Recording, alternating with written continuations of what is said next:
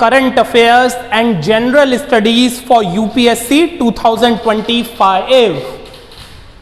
देखिए, आज हम एंशिएंट इंडिया की वो टर्मिनोलॉजी कवर करेंगे जो यूपीएससी और यूपीपीसीएस के पेपर में फ्रीक्वेंटली पूछी जाती है, कई बार पूछी जाती है। एंशिएंट इंडिया की ये टर्मिनोलॉजी, जैसे फर्स्ट कुलप, KULAPA, ये जो टर्म है कुलप, ये एंशिएंट इंडिया में किसको रिप्रेजेंट करने के लिए यूज होता था? तो कुलप, मैं रिपीट कर रहा हूं, KULAPA, it was for the head of a family.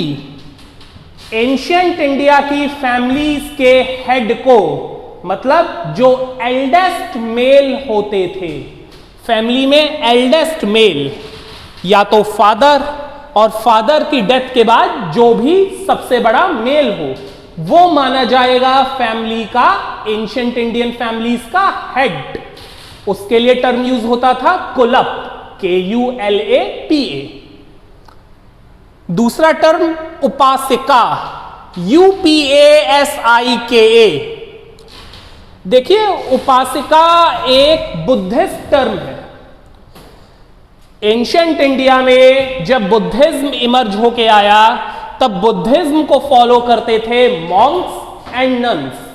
ये सेलिबेसी लाइफ अपनी लेड करते थे, ये मैराइटल बॉन्ड्स में नहीं एंटर करते थे, मॉन्क्स और नन्स। मॉन्क्स मतलब male followers, nuns female followers. लेकिन उपासिका जो थे, ये थे कॉमन पीपल, वो कॉमन पीपल जो हाउस होल्डर में रह के मैराइटल और सोशल बॉन्डिंग्स में रहकर बुद्धिज्म को फॉलो करना चाहते थे, बुद्धिज्म के लॉज, नॉर्म्स, रूल्स को अपनी लाइफ में उतारना चाहते थे। उनको बोला गया upasikas. Means upasikas can follow Buddhism in a normal social life. इसके बाद एक टर्म आता है समहर्ता, SAMAHARTA। समहर्ता ये एंशिएंट एम्पायर्स की एक पोस्ट थी, एक पद था। इसकी ड्यूटी, इसका काम था, इसकी पावर्स थी रेवेन्यू कलेक्शन, टैक्स कलेक्शन। वैसे रेवेन्यू और टैक्स एंशिएंट इंडिया में थोड़ा इसमें भी डिफरेंस देखने को मिला है, जिसको हम आगे कवर करेंगे। जनरल लैंग्वेज में समहर्ता का मतलब टू कलेक्ट द रेवेन्यू, और ये रेवेन्यू कैश के साथ साथ काइंड मतलब कमोडिटी, वस्तु में भी हो सकता था। एक एग्जांपल दे रहा हूं आपको। जो अर्बन ट्रेडर्स थे, वो ज्यादातर अपना रेवेन्यू कैश में देते थे। अर्बन ट्रेडर्स जैसे शॉपकीपर्स, जिनका अपना पोट्री का काम हो या क्लोथिंग का काम हो। कमोडिटी में देने वाले ज्यादातर कौन थे? ये थे एग्रीकल्चर्स, जो अपने टोटल प्रोड्यूस का थोड़ा परसेंट देते थे, भले ही वो टोटल प्रोड्यूस में 1/6 हो या 1/4। इस रेवेन्यू को कलेक्ट करना कैश में या काइंड में ड्यूटी थी समहर्ता की, SAMAHARTA। इसके बाद एक पोस्ट आती है अमात्यास, AMATYAS। अमात्यास एक तरीके के एडमिनिस्ट्रेटिव पर्सनल थे, रॉयल सिविल सर्वेंट्स थे, जो डायरेक्ट वर्क करते थे अंडर द क्राउन। उस टाइम की हाईएस्ट एडमिनिस्ट्रेटिव और जुडिशियल अपॉइंटमेंट पोस्ट पे अमात्यास होते थे। आज के टाइम में जो आपका यूपीएससी है, उस टाइम में अमात्यास था the highest controlling, executing and administrative post which works directly under the royal crown. इसके बाद एक पोस्ट देखिए, ग्रामेका, GRAMIKA। ग्रामेका क्या हुए? हेड ऑफ द विलेज, किसी भी गांव के हेड। ज्यादातर इन्हें चूज किया जाता था अमंग विलेज एल्डर्स में से।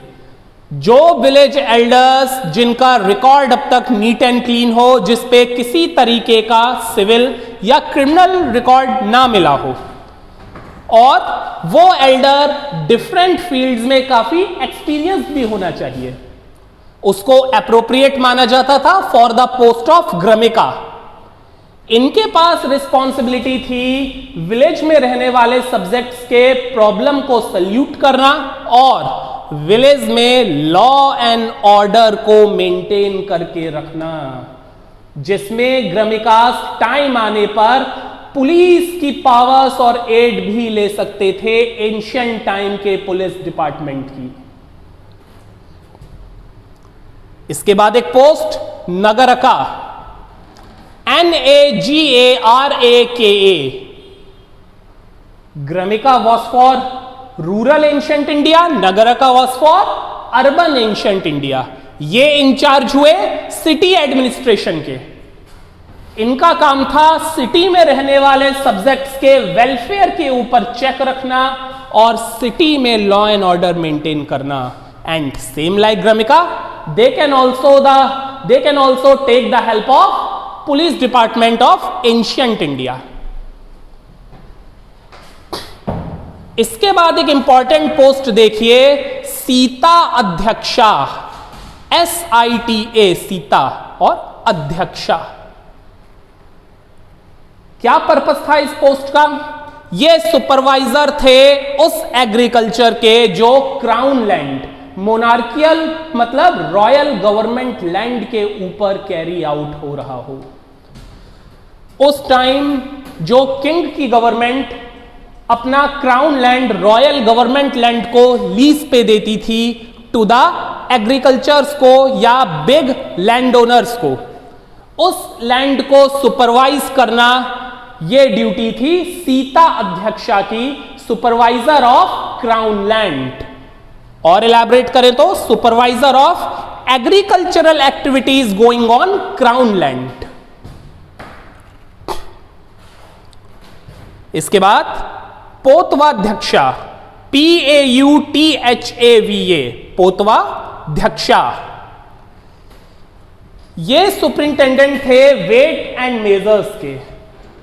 आज भी मार्केट में कमोडिटीज अकॉर्डिंग टू वेट मिलती है। For example 1 kg any vegetable commodity और 1 litre of liquid commodity, same उसी वेट एंड मेजर्स के एंशिएंट इंडिया में मार्केट में चेक रखने वाले ऑफिसर को बोला जाता था पोतवाध्यक्षा, जो उस वक्त वेट एंड मेजर्स में किसी भी टाइप की चीटिंग नहीं होने देता था।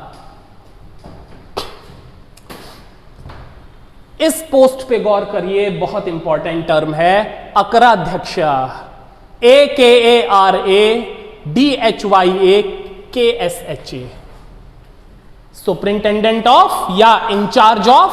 ध्यान दीजिएगा, यहां सुपरिंटेंडेंट का मतलब है इंचार्ज, इंचार्ज ऑफ माइंस, जैसे उस वक्त कोल माइंस, जैसे उस वक्त गोल्ड माइंस, खनिज खदाने।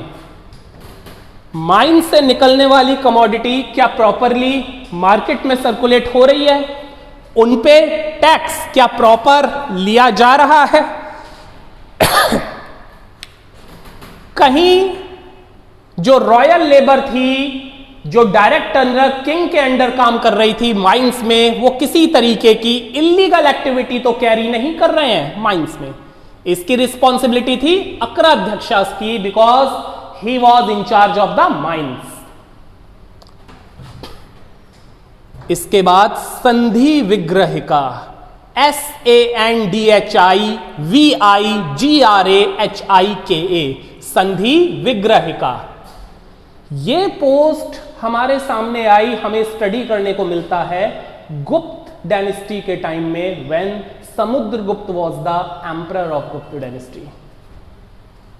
इस पोस्ट का मतलब है the foreign minister who also had responsibility of declaring war and piece.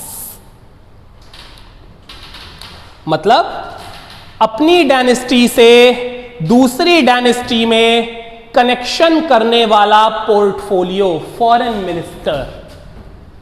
ये रिस्पॉन्सिबिलिटी किसकी थी? संधि विग्रहिका की। और ये टर्म हमें सबसे पहले देखने को मिलता है गुप्त डायनेस्टी में। इसके बाद एक टर्म हम और देखते हैं, अतविकास, ATAVIKAS, अतविकास।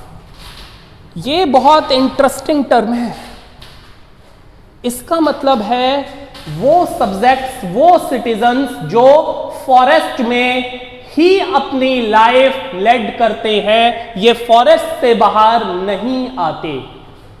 एंशिएंट इंडिया के रिच फॉरेस्ट, एंशिएंट इंडिया के वेल्दी फॉरेस्ट, जहां पे इन्हें फॉरेस्ट प्रोड्यूस और रिवर्स का वाटर सफिशिएंट अमाउंट में मिलता है, तो फॉरेस्ट से बाहर आने की इनकी कोई खास नेसेसिटी भी नहीं है, क्योंकि इनको अपनी लाइफ फॉरेस्ट में with full of comfort and full of necessary things, necessary commodities, forest में अपनी लाइफ को लेड करना अच्छे से आता है। क्या बोला जाता था इन्हें? अतविकास।